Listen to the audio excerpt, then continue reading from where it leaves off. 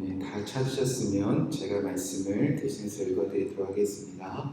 열왕기하 4장 8절에서 17절 말씀입니다. 하루는 엘리사가 수넴에 이르렀더니 거기에 한 귀한 여인이 그를 간권하여 음식을 먹게 하였으므로 엘리사가 그곳을 지날 때마다 음식을 먹으러 그리로 들어갔더라. 여인이 그의 남편에게 이르되 항상 우리를 지나가는 이 사람은 하나님의 거룩한 사람인 줄을 내가 아노니 청하건대 우리가 그를 위하여 작은 방을 담 위에 만들고 침상과 책상과 의자와 촛대를 두사이다. 그가 우리에게 이르면 거기에 머물리이다 하였더라. 하루는 엘리사가 거기에 이르러 그 방에 들어가 누웠더니 자기 사환 게하시에게 이르되 이 수넴 여인을 불러오라 하니 곧 여인을 부르매 여인이 그 앞에 선지라. 엘리사가 자기 사환에게 이르되 너는 그에게 이르라. 내가 이같이 우리를 위하여 세심한 배려를 하는도다. 내가 너를 위하여 무엇을 하랴?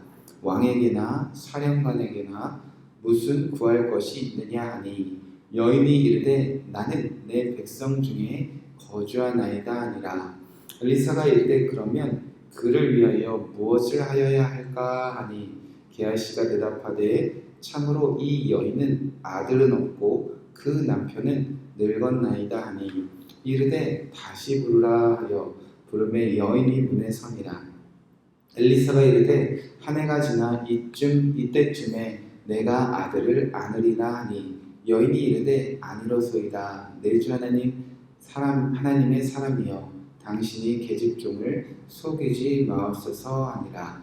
여인이 과연 잉태하여 한 해가 지나 이때쯤에 엘리사가 여인에게 말한 대로 아들을 낳았더라. 아멘. 살아계신 하나님의 말씀입니다.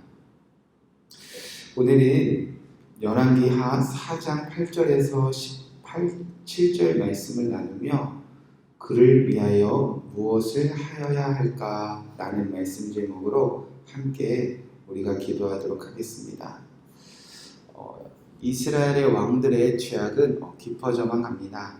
그럼에도 불구하고 하나님은 이 땅을 향한 기적과 은혜를 쉬지 아니하시는 하나님이십니다. 그 증거가 하나님께서 엘리사라는 선지자를 통하여 이 땅에 베푸시는 기적들을 통해서 드러나기 시작합니다. 하나님은 엘리사를 통해서 이 땅에 이제 기적을 베푸시기 시작하는데요. 성경에는 총 8가지의 기적들이 기록되어져 있습니다. 지난주에 살펴본 첫 번째 기적은 마르지 않는 기름병의 기적이었습니다. 남편이 죽고 빚을 진 한 과부가 있었습니다. 빚 때문에 두 사랑하는 아들을 노예로 종으로 빼앗길 위기에 처해 있었습니다. 과부는 가진 것이라곤 오직 기름 한 병밖에 없었지요.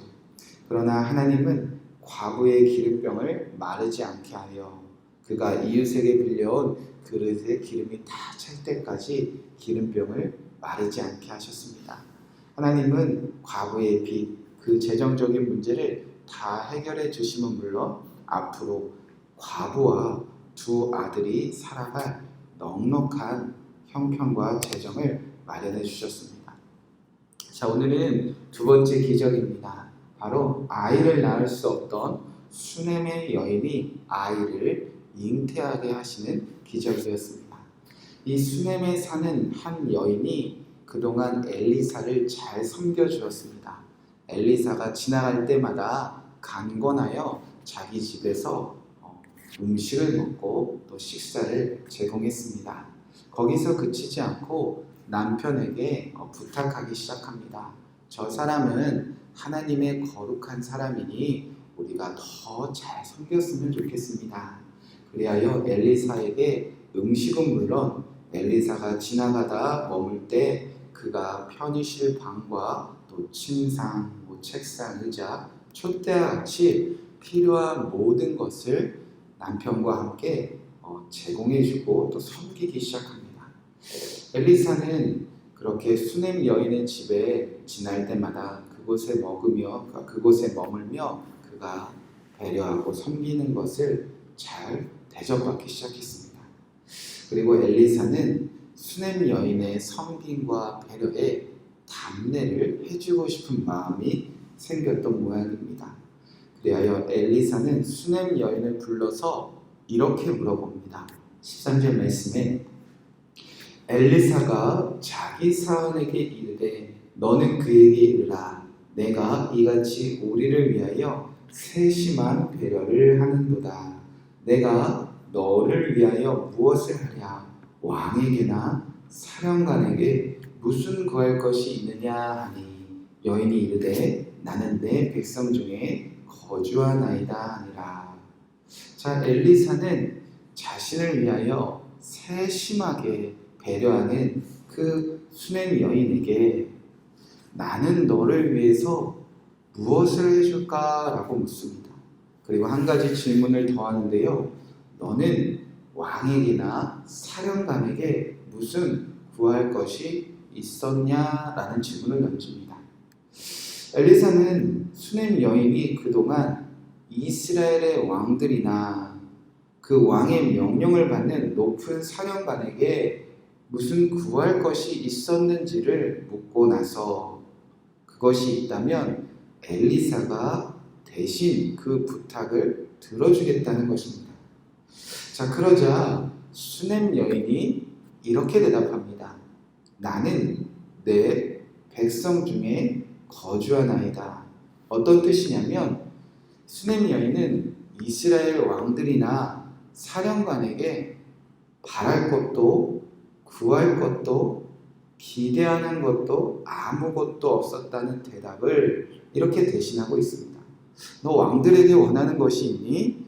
저는 아무것도 없습니다.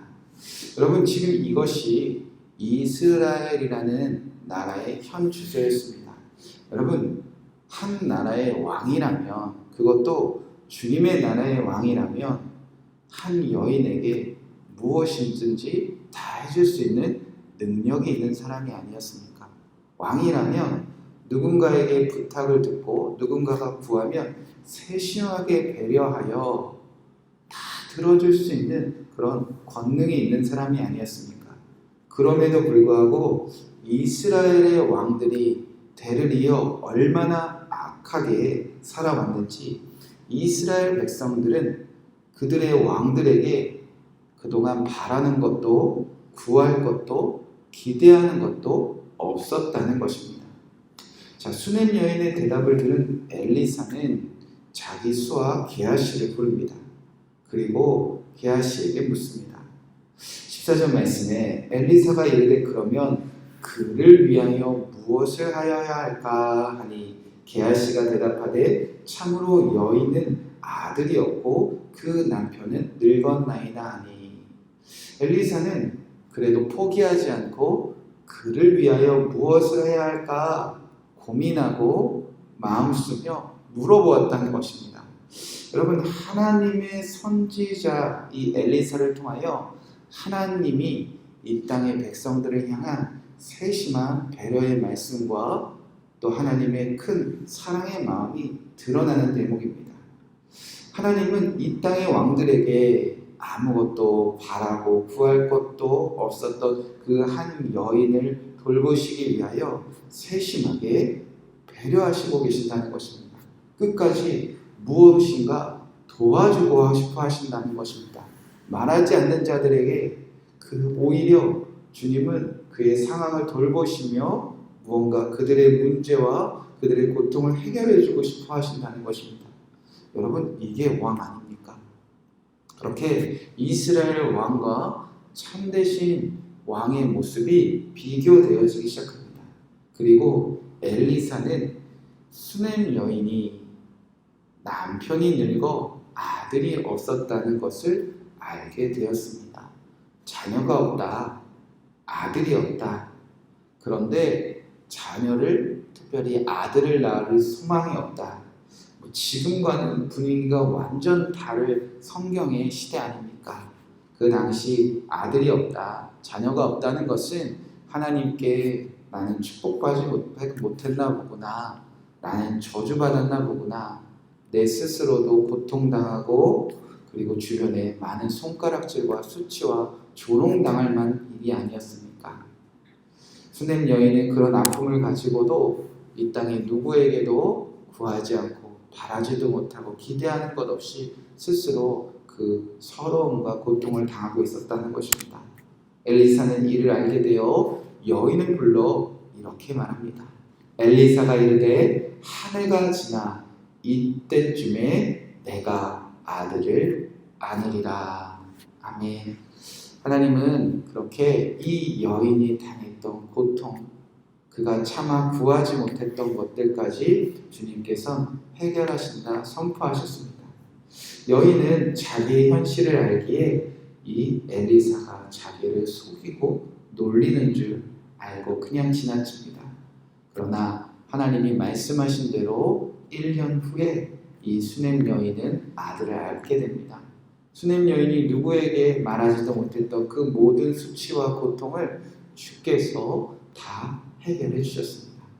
사랑하는 성도 여러분, 사실 사람에게는 바랄 것도 구할 것도 크게 기대할 것도 없습니다. 그가 이 땅의 왕이라고 해도 말입니다. 왕은 우리가 무엇을 바라는지 사실 별 관심은 없습니다. 그러나 우리의 참되신 왕이신 하나님은 전혀 다르십니다. 그는 우리를 위해서 무엇을 해줘야 할까?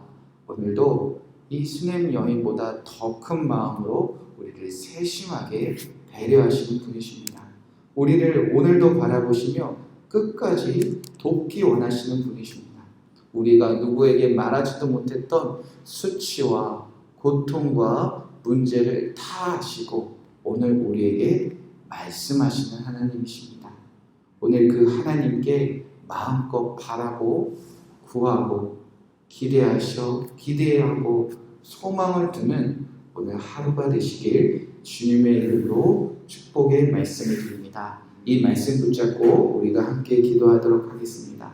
13절 말씀에 내가 이같이 우리를 위하여 세심한 배려를 하는도다. 먼저 우리가 수냄 여인의 마음을 갖고 오늘 하루 살기를 기도하겠습니다. 주변에 하나님의 사람이 있다면, 주변에 사랑하는 이웃이 있다면, 돌봄이 필요한 이웃이 있다면 이 수냄 여인이 엘리사를 향하여 세심한 배려를 했던 것처럼 하나님, 내 주변에 내가 오늘 세심한 배려로 섬기며 대접하는 하루를 살게 하여 주시옵소서. 14절 말씀 붙잡고 기도하겠습니다.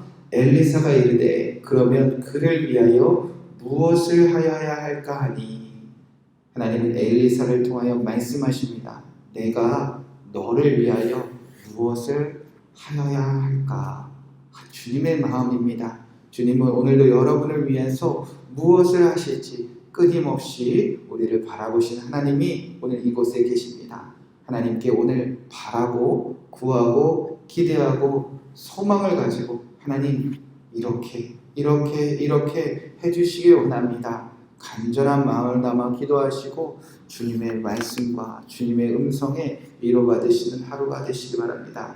함께 합심하여 기도하도록 하겠습니다.